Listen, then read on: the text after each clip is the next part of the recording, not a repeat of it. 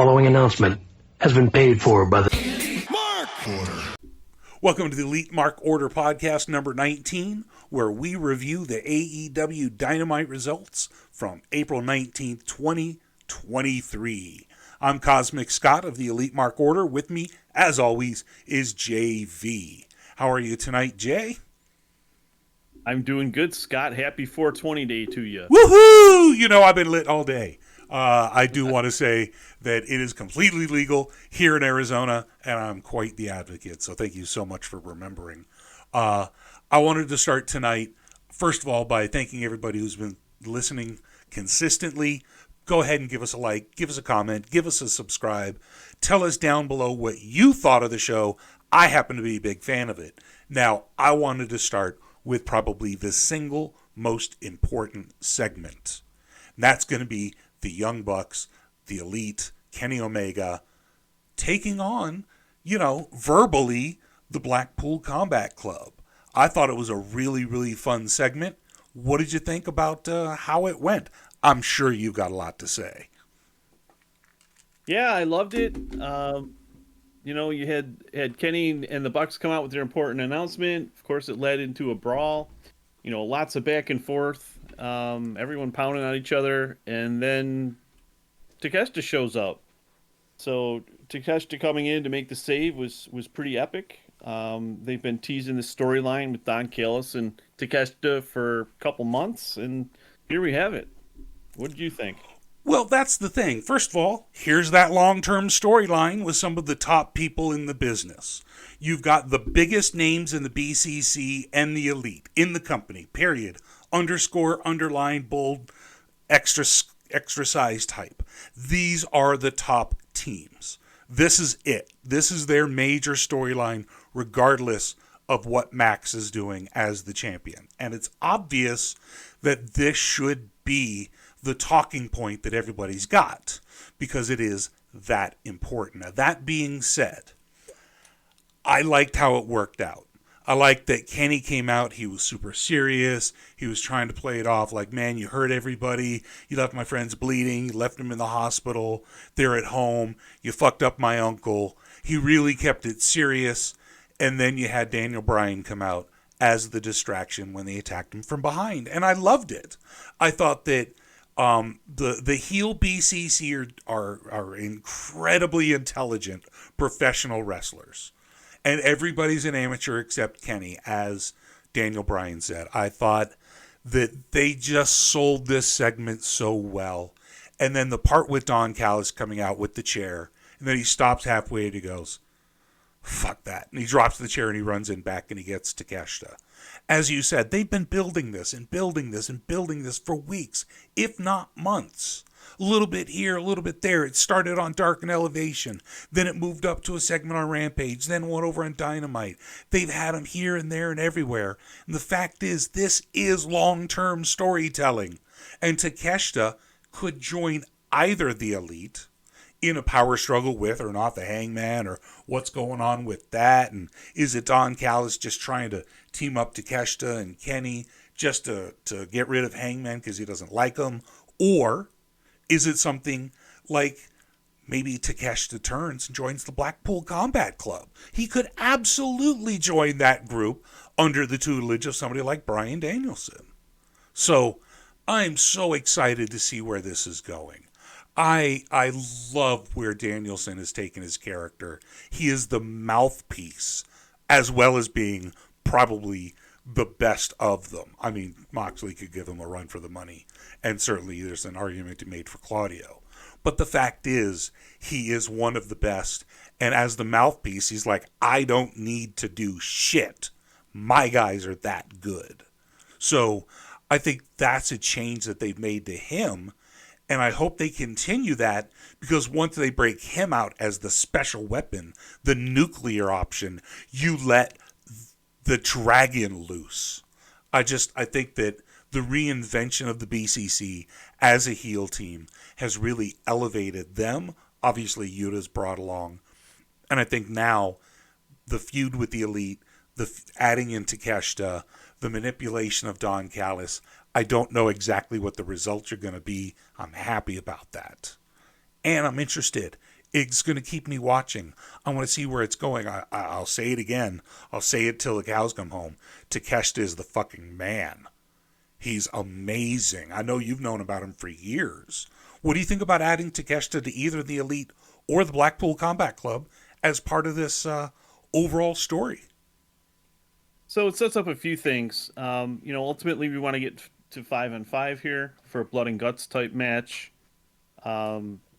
So you got Don Callis taking Takeshita going heel, joining the BCC, which I stumble and call it the BBC sometimes because that's what Adam Page called it on that one interview. Whether that was purpose or on accident, I find myself doing it now. A lot of people are, to be honest. You just can't stop talking about that BBC. Right. But Mox, Claudio, Brian, Yuta, and Takeshita, you got 5 there. So Hangman could join Kenny and the Bucks to make it 4. Who's your +1? How about some Kota Ibushi? Right, exactly. He's fought in the U.S. A few times recently. He had a match against Joey Janela. He had a match against Speedball Mike Bailey at Bloodsport. And bring on that 5-on-5 feud. Doesn't he have history with Kenny? Ibushi and Kenny? Yeah, a little bit. They're the Golden Lovers. Right, so a little bit of a team. I'm just saying. Kenny's whole career is really based on Ibushi. Yeah. So his whole career has kind of revolved around, his first trip to Japan was because of Ibushi. Yeah. And, we could spend a whole show talking about that. You sure could. Yeah. You got these, these 5 guys, 5-on-5 here that could potentially go through all the 4 big pay-per-views. 3 of the 4 are going to be pay-per-views coming up. I mean, you got Double or Nothing in 6 weeks. Yep. It's crazy how quickly that's coming up. And then Forbidden Door after that. And then All In isn't too much longer away. And then you have All Out. The next week. In September. Yeah, so it's we have 4 of AEW's biggest and most important events coming up over the next 4 or 5 months. Yep, the course of the summer. It's going to be a huge summer. It's just going to be nuts. The next 6 months could be especially with the rumors of people who are returning, like CM Punk. It's just, I just don't even know what might happen here. I think there's lots of good stuff ready to come. The combination of Forbidden Door and all the interactions there, all the new people coming in. Jay White could join the Elite. Sure, he's doing his thing with the Bullet Club, and he's not going to come anywhere near it. But conceivably, he should be presented as of that level. But I think it's going to be somebody like Kota Ibushi. I think it's conceivable because, again, Forbidden Door, it could be Suzuki. It could be any of the legends that they've had previously come through, just do a surprise guest addition to what we consider the Elite, Kenny, the Bucks, and Hangman. But, if Takeshita were to join the BCC or the BBC, BBC 1, BBC 2. Anyways. Yeah, Ibushi's departure from New Japan was not pretty. It was actually pretty awful.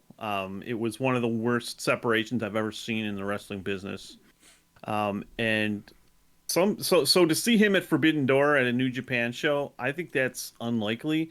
However, I have seen people suggesting on Twitter that Ibushi has patched things up with New Japan, or at least the people that he was having trouble with. I don't know if I buy that. I mean, you look at how pissed and the grudge that New Japan held against Kenny and the Bucks because they left when their contract was up, which was completely their right. Yeah. So to think that Ibushi, who wouldn't fight for him for a year and a half because he was hurt, admittedly, right? To think that they're just gonna welcome Ibushi back onto their programming with open arms. I don't know. Well, okay, so probably not Forbidden Door is what I'm hearing. And that's fine. Well, maybe. It's a maybe. I would say it's 50-50 at this point because there's a chance he has patched things up. I just would lean towards, not. Maybe not. Right. But. And there's like you said, there's a lot of other stuff, Double or Nothing, Blood and Guts. It could be some random Dynamite that they do Blood and Guts. We don't know. The fact is there's a string of pay-per-views. There's also a string of named Dynamites that I'm sure we're going to run into along this run. So, yeah. there's plenty of opportunity for these sort of matchups to play out. And again, I'm super excited to see what happens with the Elite, what happens with Blackpool. Does Blackpool recruit somebody new? Do they recruit Takeshita? Does, maybe the Elite adds somebody? Maybe Don Callis somehow manages to get Takeshita in there and they keep Hangman. I don't know how it plays out. Is Don Callis behind the attacks from BCC? If he is, then it makes Bryan Danielson redundant as a mouthpiece. So we'll see. That's the intrigue. That's what's got me interested, and that's why I love watching the show, because I don't know exactly what they're going to do, and it's got me interested. I'd love to hear comments from other people. Don't forget, you can also join us here in the chat down below with the comments. You can join EliteMarkOrder.com, join the Discord, and you can get directly in our chat while we're recording, or you can leave your comments in the YouTube down below. Don't forget to like, don't forget to share, don't forget to subscribe. We love you. And let's move on maybe to the rest of the show. Now, it did actually start off with talking, which isn't always the best way to start shows. The 20-minute promo is a big thing from the heyday of hatred in the WWE. However, I think this wasn't so bad. It was a good segment. Start off with Jungle Boy Jack Perry. He got cut off by Sammy Guevara. He got cut off by Darby Allin. Then they started to have a round robin of talking smack about each other. And then, fairly typical outcome where MJF came out, and then they determined that they were going to have a round robin and single elimination tournament. Darby Allin gets a bye, and Jack is going to face off against Sammy Guevara later for the main event. That was not announced. That was spontaneous. Like I called in the chat, you can't announce everything. You got to keep some stuff spontaneous. I thought when they announced it, hey, this is going to be a great match. And once again, MJF found a way to be involved in the segment, setting things up, being in control like the manipulator he is. What do you think of the segment overall? I liked it. I'm really enjoying this angle with the four pillars. It's interesting to see them, just discussions that they're having with each other, talking about their history, talking about things that happened in the past. And, it's funny. It seems like AEW started just yesterday. It still seems like, Cody and the Bucks just had All In, and they just put the art back in the hands of the artists. And, we're just getting ready to take off here. And it's like, well, wait a minute. That was like 5 years ago now. Yeah. So you have a lot of history between these guys. It's almost like, you put it in perspective for those of us that have been fans for a long time. When you go back and you think about the difference between like what WWF looked like between WrestleMania 1 and WrestleMania 5, it was almost like a completely different organization. And it's like, here we are with AEW, with the independent group that formed the company, leaving ROH, leaving New Japan, and their core has stayed really consistent, which I think is admirable. And one of the reasons why the company has done so consistently well. So yeah, there's a lot to talk about here with these guys, and I'm enjoying it. A lot of people shit all over this segment on Twitter and Cage Match and said it was awkward, and I'm fine with it. I don't need someone pissing in someone else's Cheerios and having a fist fight every 10 seconds. I mean, just some of the banter talking about the history, I think it's great. I really liked it. I think it came across as more natural. Some people would call it gritty. The production value isn't $1 million.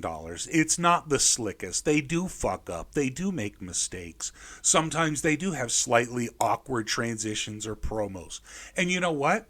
The audience likes it in spite of the flaws, because of the flaws, because it's not that overproduced virtual reality that they're spoon-feeding people over on the other channel. So I happen to be a big fan of the fact that their main event scene for the next pay-per-view are all homegrown 20-year-olds, 30-year-olds, kids. that are literally carrying the torch. It hasn't been passed to them. MJF ripped it from their hands. Right. This is what I want to see is the future. I saw fucking Darby Allin wrestling on Dark.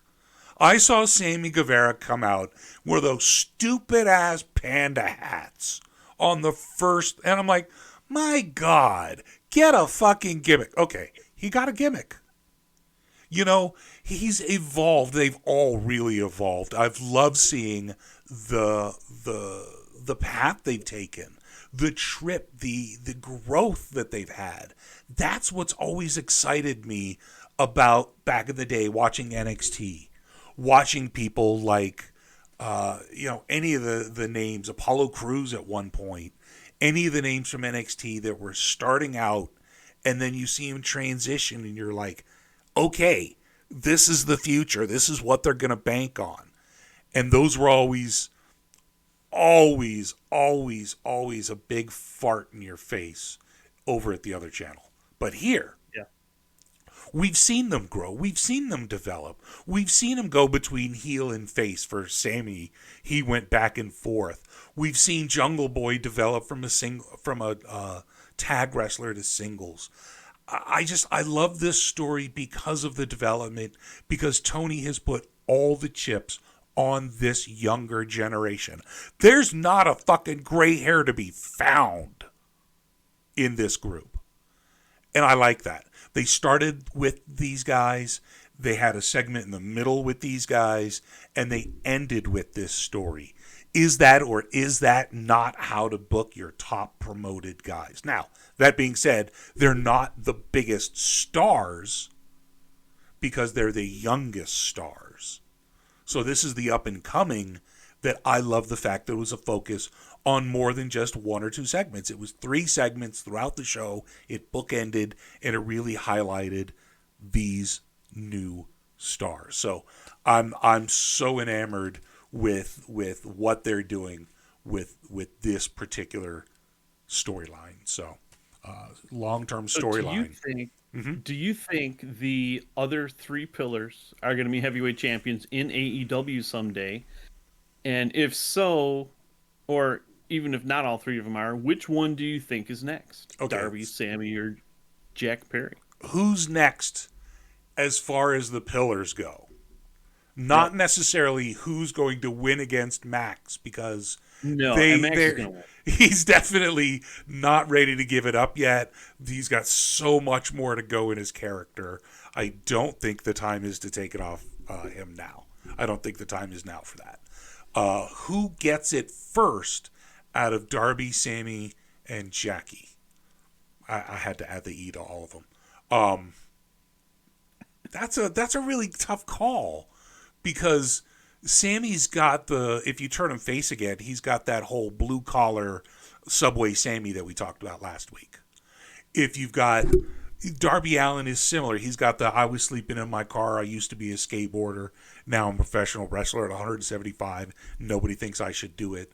Underdog story, the ultimate underdog, as they used to call Rey Mysterio. And then you got Jack Perry, who's got the Hollywood good looks. He's got his father's connection. He's got the storyline, long term of the Iron Man, 50 plus matches. He's been the workhorse in AEW. I've seen him more on Dark and Elevation than any other wrestler. So they all have their own different stories and reasons and motivations. But damn it, I gotta say Jack Perry. Wow, he would be my pick for the 4th one.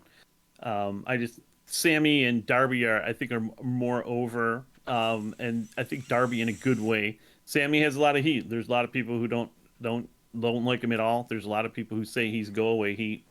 Nobody says that about Darby. I think Darby would be next, but it might be a while before he gets there.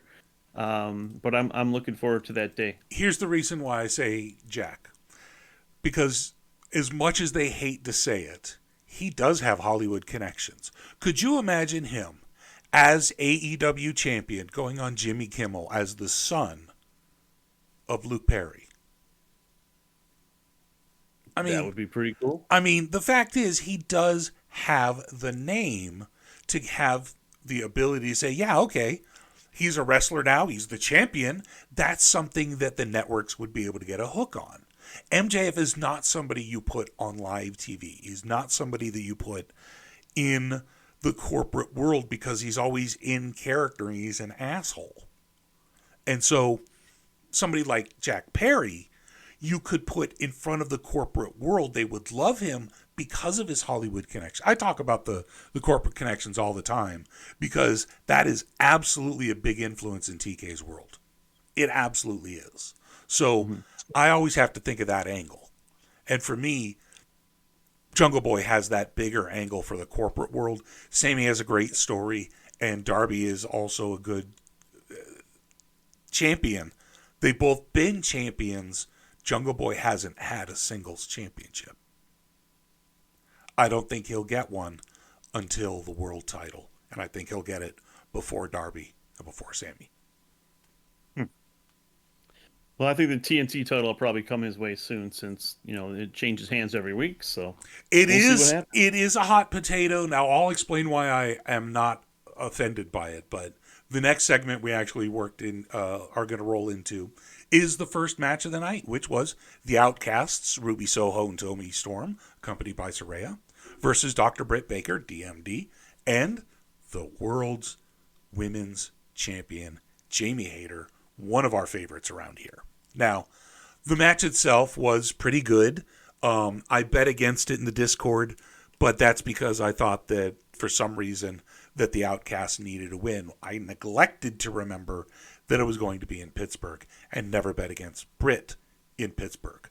Also, the champion generally doesn't get pinned, so there's no way either one was going to get pinned in Pittsburgh.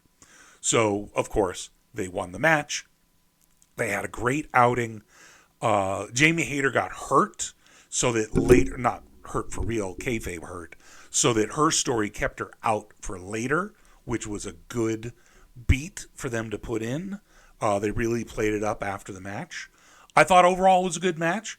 Britt Baker came out looking strong. She ultimately got the pin, or the mandible claw, the lockjaw, on Ruby Soho, who after the match sold it like she was the most crippled woman in the world. It was a great sell. She really carries that I just got beat the fuck up sort of limp. I don't know what it was. But I thought it was a good segment. The most important takeaway, I think, is to keep the Outcasts in that exact configuration. Ruby and Tony wrestle, and Saraya is their manager on the outside. I think that's her best position right now. Have her do some training, not on camera, not on dark, not on elevation, but before, after, whatever. Have her keep training, stay as a manager, let her get built back up. She's been exposed in a few matches. I think keeping her as a manager is the right way to go. She knows how to interfere. She can take the bumps. I think that's the perfect spot for her, and let that trio work things out that way. What did you think about the Outcasts versus Britt Baker and Hayter? I'm sure you were happy with the outcome. Yeah, I picked Britt and Hayter to win. When I did my pick, I wasn't thinking about the Pittsburgh angle, which I would have probably picked Wardlow to win as well. Yep. Had I been thinking about that. But yeah, I picked them to Britt and Jamie to win anyways. Jamie's not going to lose, and Britt, I feel like she's starting to get a little more time on the All Access show, and I just feel like her taking a big loss on TV didn't really make sense right now. Yeah. I thought when the Outcasts came out, they spray painted Britt's mom with the spray paint. I think that was probably the most memorable moment in the match. Somehow I missed that. Yeah, when the Outcasts came out, they spray painted. I saw Britt's them. mom. I thought I showed them. I thought I saw them show her mom. I didn't remember the spray paint, but I was really distracted. Maybe they didn't actually spray it, but I thought they did spray a little of it on her shirt. Maybe I was really distracted. Yeah, My thing is, when is Hayter going to be defending again? I know she just defended against Riho, but that wasn't like no one expected Riho to win there. What is Hayter's next defense? Like, which of the Outcasts is she going to fight? I mean, I'd love to see her fight Storm again because they have incredible matches. But I don't know. I just don't know how long, she's going to go before she has a legitimate challenger. Because it just seems like no one in the Outcast is going to win the title anytime soon. No, and realistically, they do have a problem with legitimate challengers because they only have one women's match per Dynamite, Right. one women's match per Rampage, one women's match per. Well, no, sometimes they get two on Dark or Elevation, but when you only have those limited matches, you can't build up people for the title holders. It makes it really difficult to care about, I don't know, Sky Blue. Where was Sky Blue? Where was Riho? Where was Willow Nightingale? All of these people could be built into legitimate challengers for either the TBS title or for the World's Women title, and neither one is. So there's just the women's booking is very confused. They've been working on it. I hope to see improvement. This is the best they got. This is the top of the card. This is the top of the women's talent in the first match, and we don't see women the rest of the show. I mean, there's only so much I can take of them shitting on the women's division, really. Is having another show on Saturdays, 2 hours, one more match for the women? I mean, come on now. That's my biggest complaint, honestly. It's my biggest complaint with AEW is not handling the women better, or at least the top of the card better. You could have other women maybe not being treated as well, but you've got to at least make the title holder and whatever plot line she's in seem relevant, seem interesting, and give her some contenders. I don't know when she's gonna defend the title next, who against. Maybe in Wembley she'll get a big name so that for her homecoming she can have a really, really big match. I really hope to see Jamie Hayter still the champion by the time they get to Wembley. Yeah, that would be great. She could have a huge match there. And then there's also the Mercedes matchup that she teased at our meet and greet. So we'll see. Mercedes wants to extend out work dates with New Japan. She doesn't have a full-time, long-term commitment. She could turn up at any time. So we'll see if she does. She could make the women's division a little bit more relevant, but I don't know. Their presentation's not so great. I'd stay in New Japan right now. She's worth millions there. Yeah. Anyways, so that was the women's segment. Once again, Britt Baker, Jamie Hayter stood tall at the end of it. The next segment was an interview with Wardlow where he broke out the biggest nuclear weapon. He brought out Armed Anderson. And let's face it, that's actually a really good thing. Now, Arn did say, oh, they did this, they did that. They kind of listed off what QT and Hobbs had done. Child's play. You want to do horseman stuff? You want to get real? I'm like, oh my God. Kind of gave me chills a little bit. Arn is, of course, an amazing speaker. He has the ability to just draw you in. So I think that's going to help Wardlow. I think as things progress, maybe we can get some edge on Wardlow. Right now, he's Elmo. He's very kid friendly, and I think if Arn really starts, attacking them in parking lots and breaking their arms and doing some real horseman shit, is Wardlow strong enough to lead a group? I don't think so. But I like Arn, so I'm interested to see where it's going to go. Obviously, it had results. What'd you think of the segment with Wardlow and Armed Anderson? I thought it added an element where, when Arn brought up Tully, I'm like, is Arn going to swerve on him? Is that how Hobbs is going to retain the title, and how we're not swapping the TNT title every week? Um, but that didn't happen. Wardlow beat him pretty much straight up. There were some shenanigans, but well, that's the match. This is just the interview. Oh, okay. Pay attention, man. Come on. I know there's a baseball game on. So, it was just the interview with Arn where they were setting it up. I mean, did you like the segment? Oh, yeah. I was just talking about this segment and into the match. So, well, but there's a couple of things we have to go, like the entire Elite. Oh wait, shit. We already covered that. Well, god damn it. Well, that's my fault. So let's go right on into the match because we already covered the Elite versus the BCC beatdown.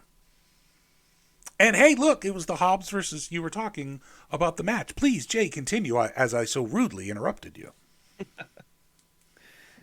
So yeah, it was just, there was no swerve. Wardlow got the win. I was unable to pay a ton of attention to the match because of some other stuff going on with work. This is a match I'm really looking forward to rewatching because there was just a ton of huge moves. Like, these guys killed each other. And we got a new champion. What do you think of the TNT title changing hands yet again? Here's the thing. You alluded to having some thoughts on that earlier in the show. I absolutely do. I'm okay with it for a couple of reasons. Number one, it is a television championship. Period. If it's going to be changed, it should be changed on television. It should be used to further plots and storylines. It should be used to elevate people and to keep the focus on different people. And I'm okay with it changing sometimes week to week. There'll be stretches of several weeks. There'll be stretches of a month. But this is a title that's designed to change. And I'm okay with that. The International Championship is clearly another prestigious belt to hold for a long time. Same with the world title. They have much longer title reigns. I think the TNT Championship having a shorter, I mean, God's sakes, you've got Orange Cassidy, you've got the TBS title, and you've got the AEW title, which are all exclusively long-term. But much like the tag belts, I think the TNT Championship is fine to be able to leapfrog around and try to find that next big sort of star. I think the TNT title run for Hobbs was a reward. I think it was something to help explain what happened with Wardlow. And I think it was something to kind of give Hobbs that little bit of a push, kind of see where QT TV is going. Nobody liked QT TV. Keep it the fuck off. But I think Hobbs had a few shining moments, and I think they're going to continue developing it. I don't think this hurt Hobbs. I think the match itself, it was a big Hoss fight, big man meet, big men slapping man meet. Once that first power bomb was hit, I was like, uh-oh. And then Hobbs kind of skated around, kind of hit the ropes. I'm like, okay, he's going to escape the symphony. It's going to go on, and he has a chance to win. No. Once the second power bomb was hit, it was over. Wardlow danced around the ring, did his little conductor's thing, hit the third power bomb, and pinned him. So, if not for the addition of Arn Anderson, I don't think Wardlow could have won. I think because they added Arn Anderson, because they're developing Wardlow, because I'm intrigued with where are they going to go with this, quote, 4 horsemen angle. Okay, so we've already got a lot of action in AEW. But he's like, that's checkers. We're about to play chess. Okay, Arn, you've sold me. I watched you for years. Let's see how serious Wardlow can be. He's been sort of goofy comedy. He's been funny. He's been sort of the happy baby face. Let's see if he can be the ass-kicking baby face. That's the promise that Arn Anderson made to me, and that's what I want to see. So I'm okay with the title change as a result. I'm okay with them using it to help advance the storyline and to help show that Wardlow, with help, could overcome the interference from QTV and all of that. So I was okay with that as a result. So I am not good with the 24/7 TNT title that changes hands every week. For a title to have any meaning, it needs to have a lineage that you can follow, and you can't follow this one anymore. There's just been too many changes. And this I thought was interesting. I just looked it up. So if you look at Cage Match rates all the titles. So every title, you can click on a title and it shows you the rating. And then if you look into that, you have the average rating by year. Here are the Cage Match ratings by year for the TNT title.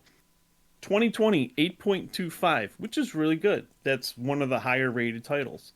2021, 8.33. 2022 drops to 6.5. And this year, it's at a 4.6. So the title is basically ruined. I know that at one point I was actually considering buying the title because I liked how it had been handled. I like it being a TV title. It wasn't defended at the pay-per-views. But you had guys having great matches week in, week out, and the title meant something. Now it means jack shit because you've had, it's changed hands 10 times in the last 14 times it was defended. And I just think it's unfortunate that title is now a joke.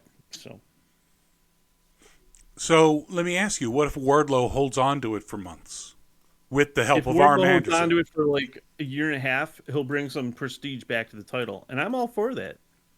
If he's having good matches and defending it, if he's defending it like his last reign, where he only defended it, I don't know, once in like he went like 4 weeks without having a defense.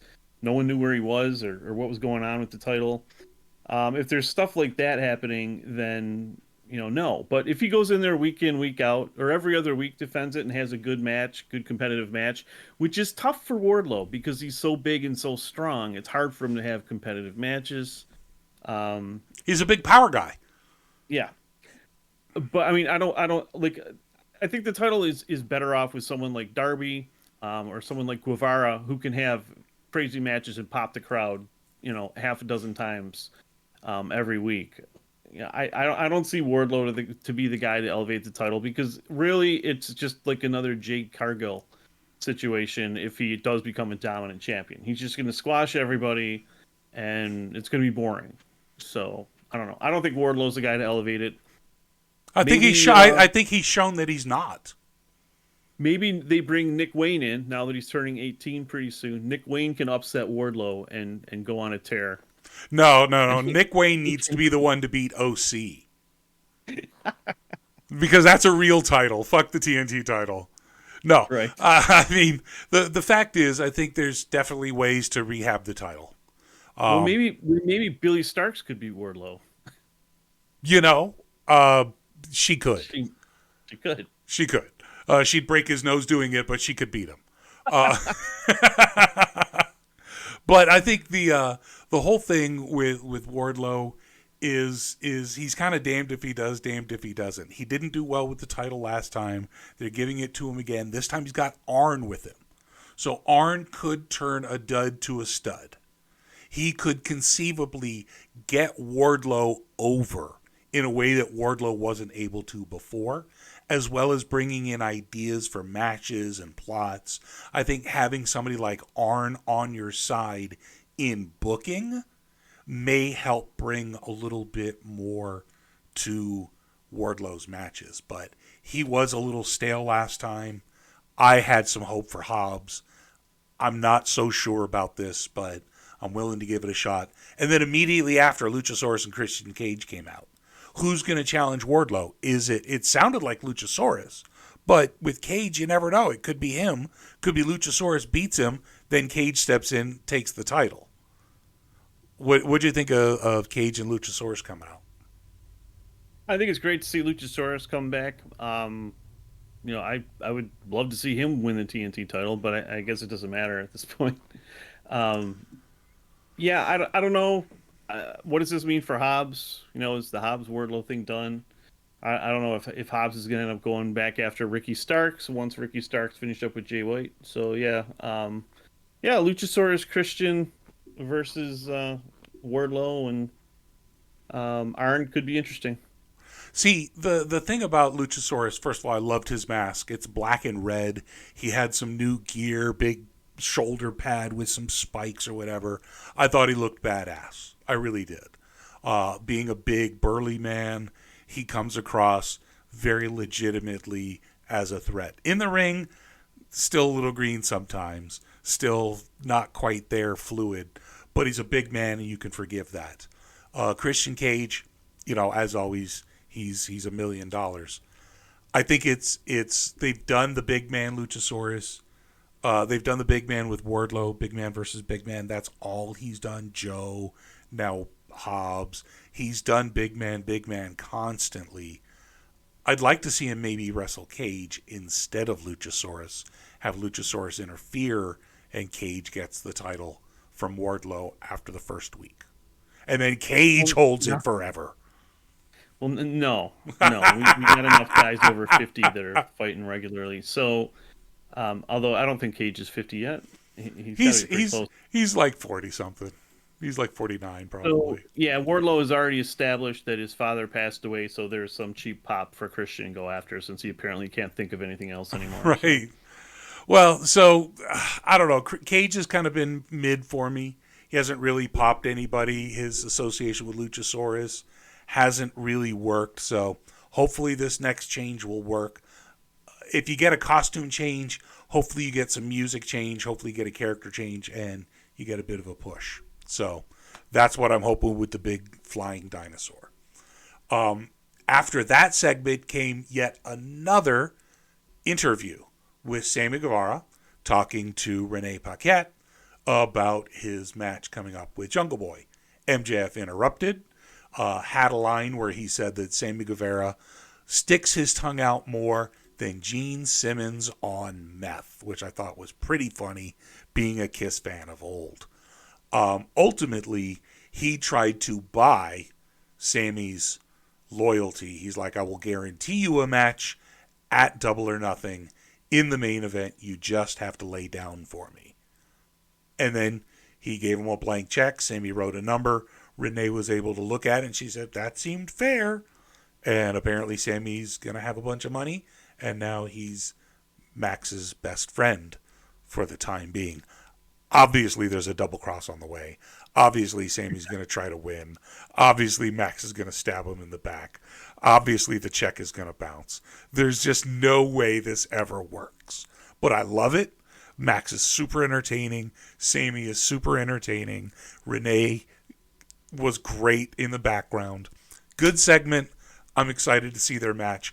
I don't know what else it was supposed to do. And then I was excited to see what happened with Sammy versus Jungle Boy later on. So I think they sold me. What'd you think of the segment? Interesting. Some of the antics that MJF and Sammy, got into later on were pretty funny. I won't jump ahead, but yeah, you mentioned the double cross. Is Sammy going to go face here? Is Sammy going to leave Jericho Appreciation Society? And I think the most interesting thing about this was that there was a tournament announced for the title, and Darby got the bye, and so Sammy's fighting Jack Perry. I think most of us were thinking the main event was going to be a 4-way at Double or Nothing because none of the three pillars are strong enough to challenge to main event MJF. Mm-hmm.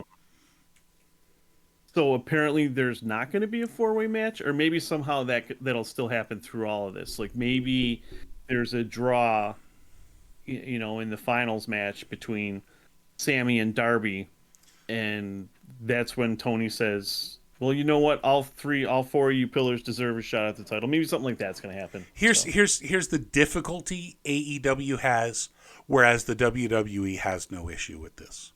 In the WWE, this is easily solved. For the next 4 weeks, you have these sort of elimination matches, qualification matches. People are getting involved. People are, doing this, doing that. And you have Adam Pearce come out and say, I've watched all the shenanigans, and it's going to be a 4-way match. Done. Your narrative is solved. You don't have an issue because you have an authority figure. In AEW, Tony is really not an authority figure. They try to not bring him up too much. Obviously, Vince had the mandate. You never talked about him. You only talked about the authority figure. But everybody knows it's TK's company. Everybody knows, the way it used to be with Vince until he put that mandate down years ago. So you don't have that authority figure unless TK does come out and say it's going to be a 4-way. But he doesn't present very well. So it's not easy for him to get that across. Unless you have, say, Darby come out or Jungle Boy come out and say, you know what? I am really tight with Tony, and he's made it a 4-way match because you cheated in your match against me, and you cheated in your match against Darby, and you cheated in the match in the 3-way. Because there's still 6 weeks. There's plenty of maneuvering for them to do with being able to get their wins back, being able to get back in the match, having things set up in the back with Tony. Oh, hey, if I win this match, I get to be in the main event types of narrative. It's not as easy as WWE has it with their authority figure, somebody like Adam Pearce or Mick Foley or whatever they happen to have this year. Because AEW doesn't do the general manager stuff. They may need to if they're going to have 2 main shows sort of going head to head, but that's a story for another day, and we'll see whether or not that ever happens. In the meantime, they still have a bunch of weeks to sort of maneuver around and see exactly what's going to happen and where.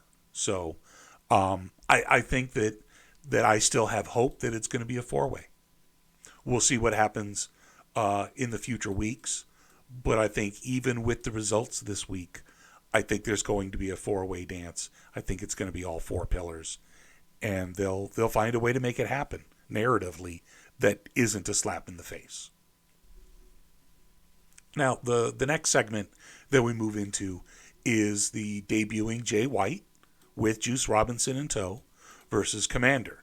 Now, we know Commander. We've seen him on TV a couple of times. You know he was going to do the tightrope spot. He did. You know he was going to do the ropes in a couple of amazing moves. Now, he did try the same things as Vikingo in slightly different ways. So the way I referred to him was he was the generic black and white version of Vikingo. Like, you remember the 80s, you remember the black and white generic brand stuff. That's what he reminded me of. He had the pure white outfit, really nothing outstanding about him except his moves. And his moves were the same ones Vikingo did. He did the Phoenix Splash. He did, the somersault onto the shoulders into a Hurricane Rana. However, he didn't do it off the apron, and it didn't go quite so well. They really just moved on. Jay White sold it as best he could. Commander sold it as best he could. And they moved the fuck on. But that was not sold well. Everything else Commander did was impressive as always. His rope run into the swan dive is fucking outstanding. And I love seeing it. He hits it well. The crowd pops every time. It's an amazing move. But the more he does it, the more people are going to know about it and be able to dodge it or counter it. So, he loves his ropes, but he was sort of like the Wish version of Vikingo. Jay White did well. He won. It was a pretty standard match for a guy who's supposed to be top of the card quality. So I'm not sure what's going on with Jay. They did have some interactions with Shawn Spears. And at the end, they had Shawn Spears getting beat up, and then Starks came out and saved him. And then it was Spears and Commander and Jay White standing, or not Jay White, the other guy standing tall against Jay White and Juice. So it's kind of interesting to see where things go, to be honest. Oh, it was Spears, Commander, and Starks. This is the feud, Jay White versus Starks. You added in Shawn Spears, you added in Juice Robinson. Commander was just sort of there this week.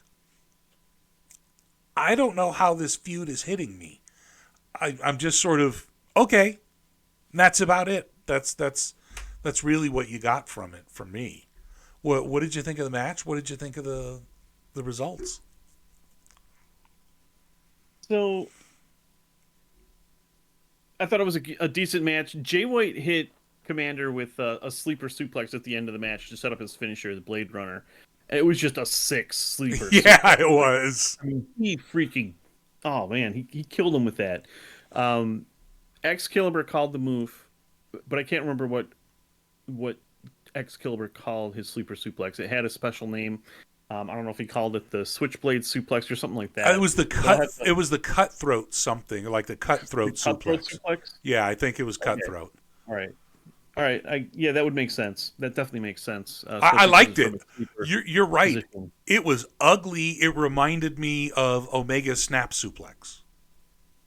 Yeah, Kobashi used to use the sleeper suplex. Okay. Very, very deadly head drop suplex. Yeah. Super dangerous. I don't think there's a lot of other guys besides Commander that are going to work that move like he did. Landing on his head like that. But yeah, I loved the finish to that match. I just thought it was a perfect finish. Commander was announced as All Elite. Yeah. I'm not sure if that announcement came out before or after the match. I think it was after. Props to Commander for getting the spot. Mm-hmm. It just makes me think of Bandito. Where the hell is Bandito? I don't know. He got signed and disappeared. Yeah, he has not fought in AEW. He hasn't fought in ROH. He hasn't fought anywhere related to AEW since he fought Daniel Bryan in January. Yeah, and they hired him. And then so he did fight in GCW. Where was that event? In New York City on March 17th. So that was a month ago. So if he was having visa issues, he wouldn't have been in New York City. So I don't know what's going on with him. You bring up a good point. I don't know. He did disappear. I haven't heard anything. Maybe he has like his contract, wasn't slated to start. It was like a delayed start for some reason, where Bandito wanted to take some time before, But he has been pretty busy fighting. He did an Australia tour since he signed in AEW. So yeah, I don't know what's going on with Bandito. It's always possible that he's trying to get a creative idea through, because he's not super high up on the totem pole. He may not have an advocate close to Tony that can get his ear and say, "Oh, hey, what about him in that spot? What about him in this match?" To sort of earn your way up. He came in with a lot of fanfare. He had some great matches. Jericho said, "Sign him," and then nothing. But you look at Dragon Lee. He got signed. Over in NXT, and that's a big nothing. So, I have faith that AEW will find a spot for him. They'll give him chances. I can only hope with the new Saturday show, people like Miro will have an opportunity to get back on TV. Come on now. Maybe you put Andrade. I don't know. But I'd like to see some of these underutilized people go on a show. Maybe, Punk is the main event. Thunder Rosa is the women's draw. Sure, whatever. But I'd like to see Miro come back. He absolutely is a draw for me. Andrade, you know what? If you're giving second chances to Punk, give a fucking second chance to Andrade. But don't put it back. Don't put it back at LFI. They deserve their own shit without him. Yeah, I think Andrade might have burned his bridge. Tony didn't seem to like him anyways. Yeah. Whereas Punk is a ridiculous draw. And just one last thing about Bandito before we move on is Bandito was in the main event at All In. Right. So he's one of those early guys. Yeah. Yep. He teamed with Mysterio and Phoenix against the Golden Elite, Ibushi, and the Bucks. There you go. Match that was unfortunately cut short. The match was supposed to go 20 minutes, and it could only go 10. So that's a bummer. That sounds like a hell of a match. Well, that was thanks to Okada and Marty Scurll decided to go over by 10. Oh well. So that was. We're not allowed to mention the villain. That they might take the show down. They might. So we'll scrub that later in post. Hopefully. Beep. Probably won't. So again, Starks came out, saved them. I thought that was okay.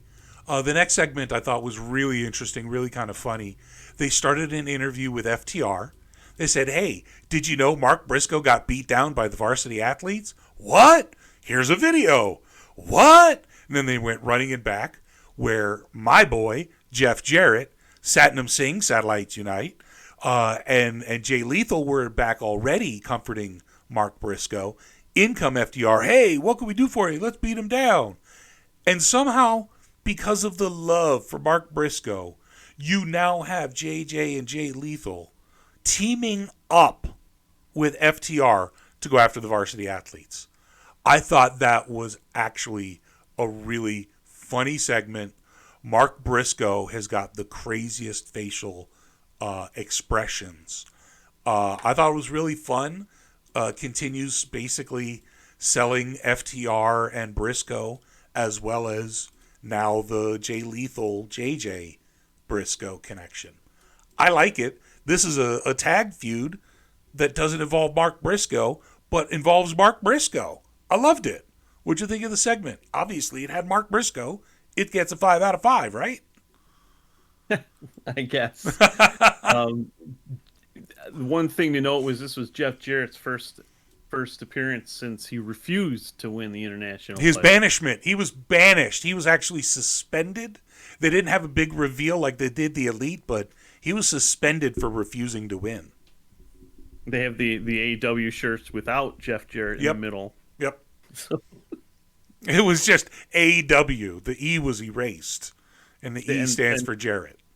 You had the tuxedo shirts with instead of saying slap nuts on the tuxedo, it just says nuts. Right, because the slap was gone.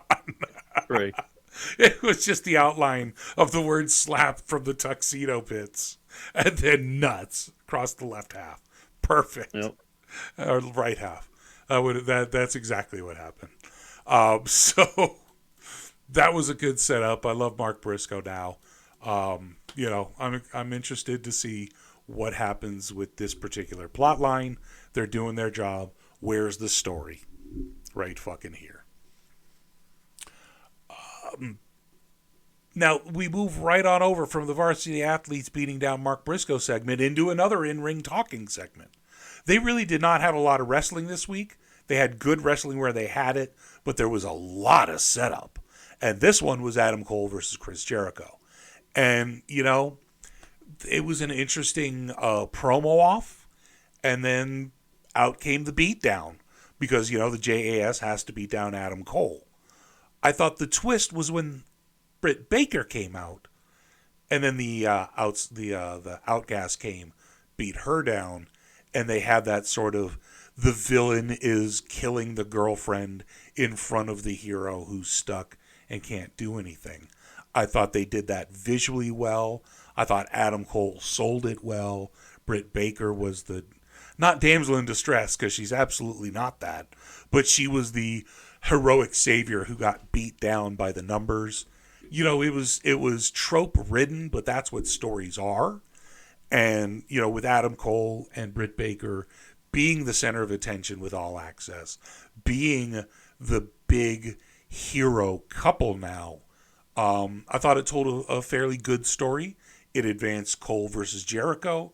Their promo off included Adam Cole saying, "I respect you because I grew up with you," and Jericho saying, "I don't respect you at all. You're a piece of trash." So I thought it was good. It ended with Saraya beating down Britt Baker with a kendo stick and Adam Cole reaching out, unable to touch his true love as she was slaughtered in front of him. So I thought it hit a lot of the normal story beats you wanted, and it sold their upcoming match as well. What'd you think of the overall segment between Cole and Jericho and the rest? So I thought Adam Cole deserved an Academy Award for his, being so distraught at seeing Britt get beat up. Oh, please stop. Yeah. Oh.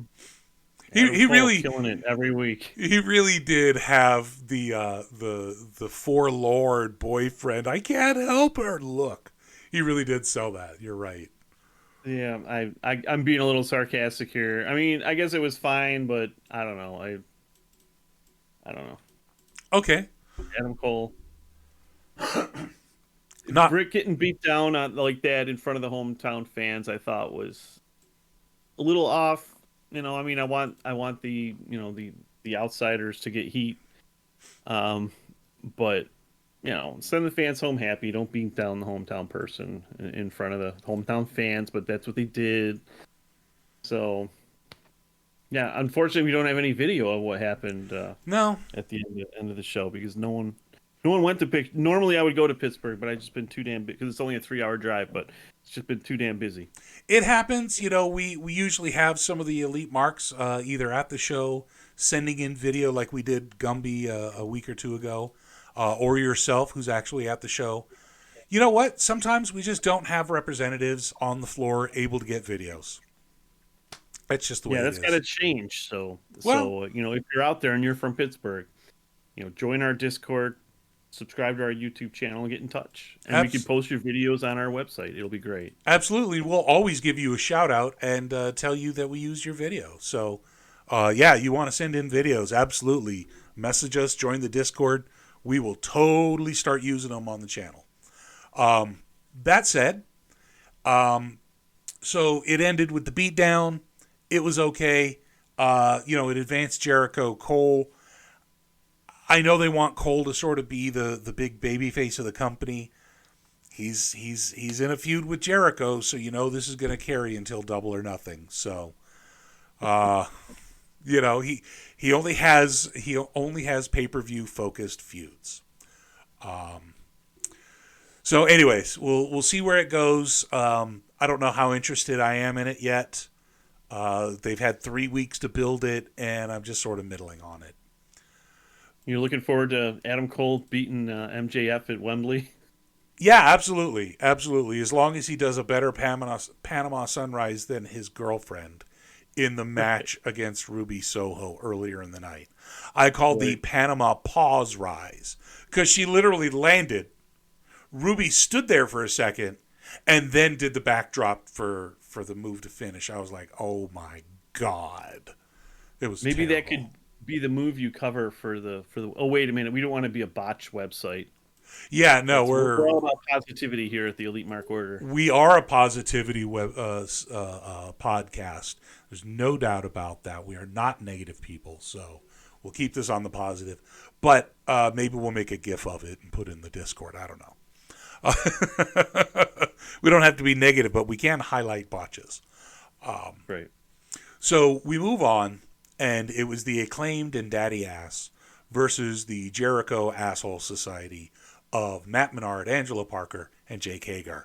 The stipulation for this was, if the JAS win, then the Acclaimed and Daddy Ass have to join. It was like a 2-minute match, and the Acclaimed won. Of course they won, because there's absolutely no way you're going to take the most over act and do anything with them except keep them exactly the way they are.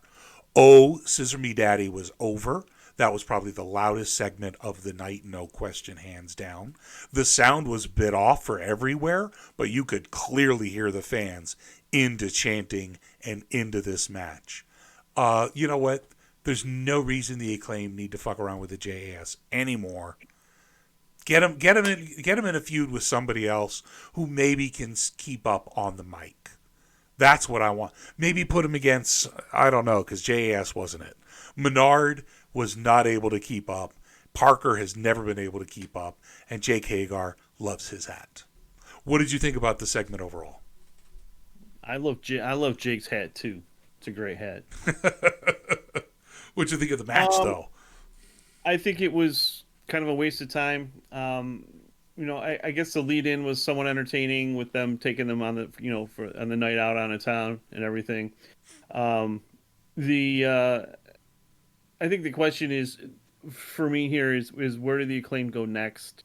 There's a lot of teams like Butcher and Blade that could be built up to have a big feud against the Acclaimed.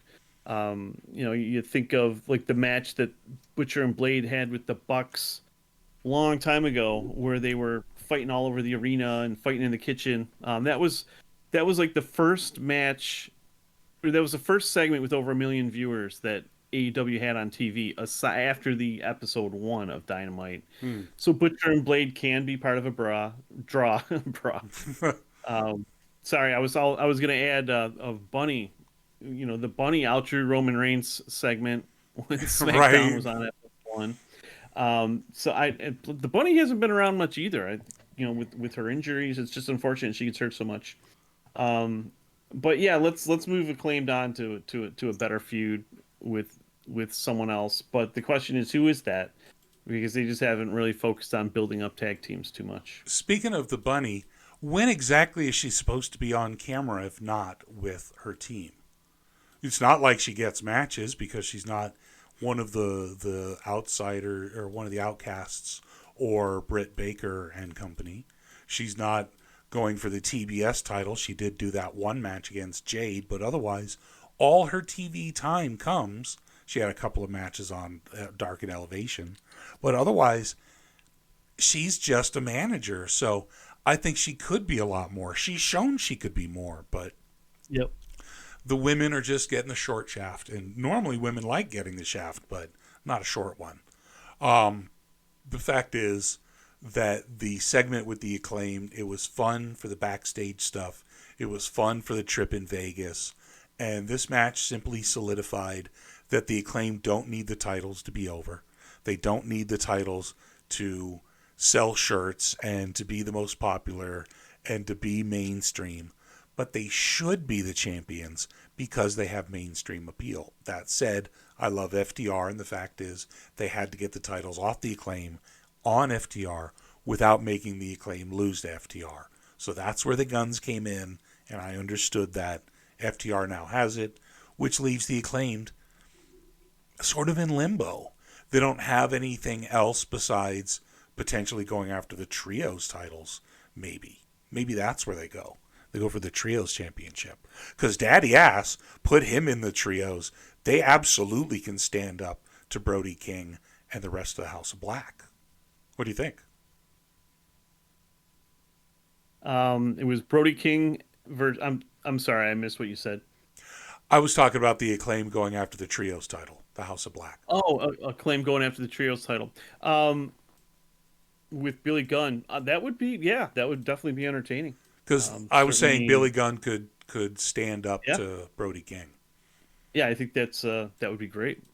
See, I so think that would be very interesting. that would be where I would go. Would be Yeah. that direction. That's a good thought. Did you have any thoughts beyond it really being a squash match? No, just that the lead in, as I mentioned, the lead in with the Parker and Menard showing the Acclaim the night on the town was entertaining, but it's just like let's just move on.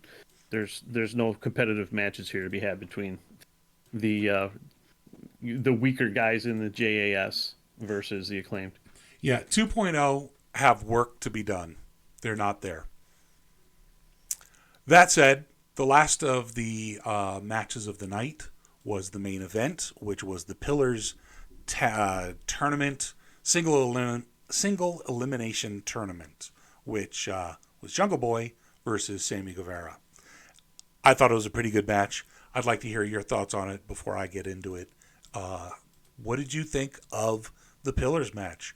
What did you think at the end? How did it come across for you? So I thought there was a crazy spot with Jungle Boy when he got knocked off the top ropes and kind of landed face first on the edge of the table. I thought that was pretty nasty. Yeah. I don't think he was hurt for real, but he did take quite a bump there. Also, the ending was, there was a couple false finishes, a false finish count out, and then the match did end up ending up to be a count out, which is surprising since this was the first high profile match in AEW history on TV to end in count out. There's been a few, but this was really the first one, and with a big storyline around why that happened with MJF causing it. With the ring, we spoke earlier in the show about where this is going. What's going to happen with Sammy versus Darby? To set up a singles match at Double or Nothing with MJF, or will it end up being all four pillars in the same match? So I think there's a lot to see over the next 4 or 5 weeks. Where they go here. But yeah, I need to rewatch this match as well. But it looked pretty awesome from the parts I saw of it. So Right. Well, Jack and Sammy did have a really good segment. They had a really good match. What I thought, it was the end of the match. Jungle Boy was in the corner, and Sammy leapt from the other corner, did basically a drop kick, and launched him into the table. That was the segment you were talking about. Yeah. That led to the count out. Right at 9, Sammy distracted the ref. MJF came out, just nailed Jungle Boy, left him knocked out on the ringside, went and hid, and then somehow the ref continued at 9 and 10. Normally they start over, but this one just continued and ended because they had to end the show. And they had to have Sammy and MJF prance around the room congratulating each other like they just won the Super Bowl. But I thought it was interesting that they did do a count out because it is by far the weakest way to win. It's even weaker than a roll up. It's weaker than the foreign object. Padres now the lead. Hey now. As a matter of fact, this was outside interference with a weapon to cause a count out. You can't have a weaker finish against what's supposed to be a world title contender.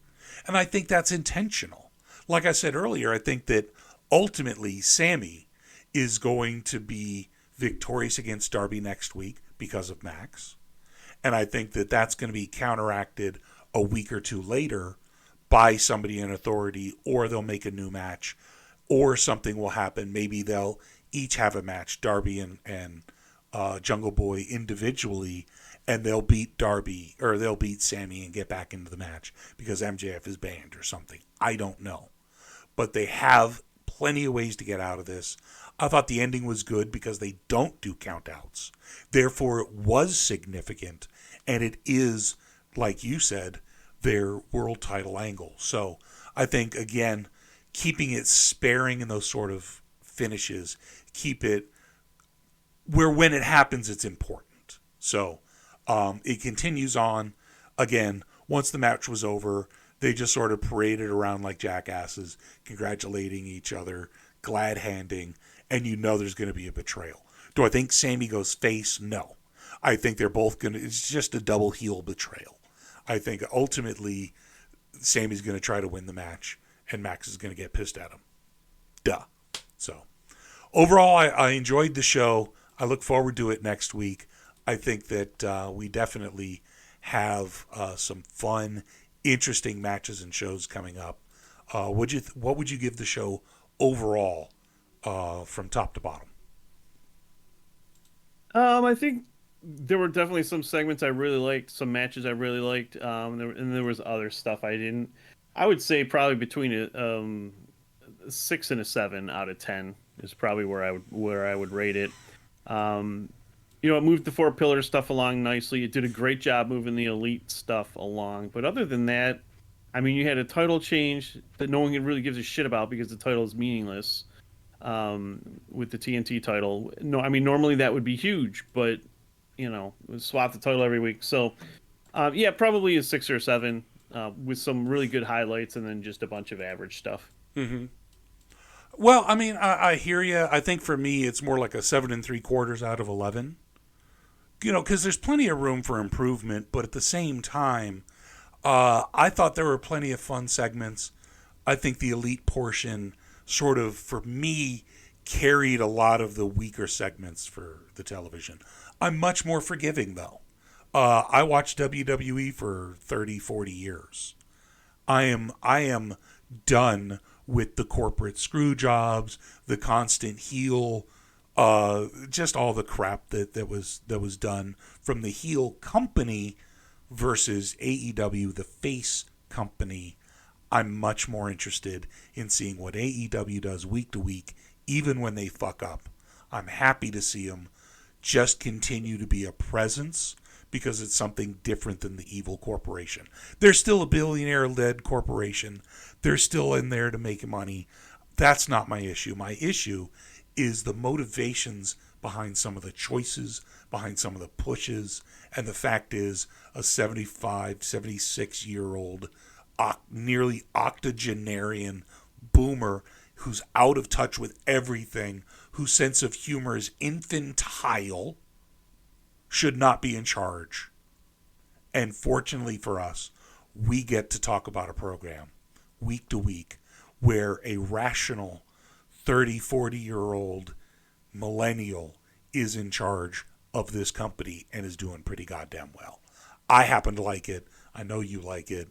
And I'm glad that the rest of the people who are listening have decided to stick around.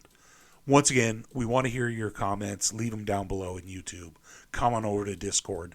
The link is in the comments. You can also, or link is in the description. You can also go to elitemarkorder.com.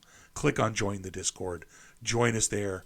Don't forget that our password, JJ for Life, will get you into the Elite Mark Order. Jay, say goodnight. All right. Hey, we'll see you at Rampage tomorrow night. Christopher Daniels is going to make a rare appearance on Rampage, and he will be fighting. Who's he fighting? I forgot. It was a pretty big name. It was a pretty good match, I thought. But he's fighting Moxley. Yeah. Was that tomorrow or Saturday? I thought they were having Saturday Rampage night. on Yeah, Saturday. Rampage is on. Yeah. Yeah, it's moved to Saturday this week. There you go. Yeah, Moxley versus Daniels. And we got there's one other match I think that's been announced. Vikingo against Drew Listigo. Yeah, Drew Listigo for the AAA. Yeah. And then, of course, we have Matt Hardy resolving his firm stuff. So I think it'll be a fun Saturday show. Yep, don't miss it. Absolutely. All right, well, thanks so much for listening. We appreciate you. JJ for Life.